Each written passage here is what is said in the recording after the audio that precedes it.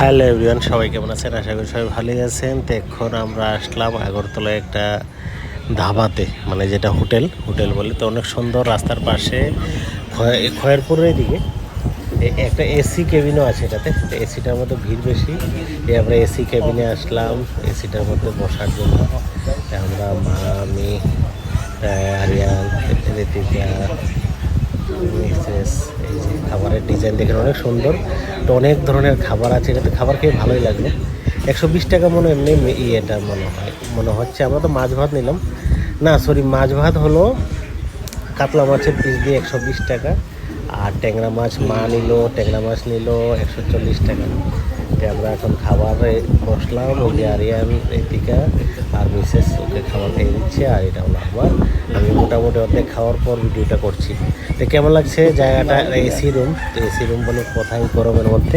তো এসি রুমের ইয়েটা ভালো। তো এখানে পরিবেশটাতে এখন খাবার শেষ, এখন আমরা চলে যাচ্ছি।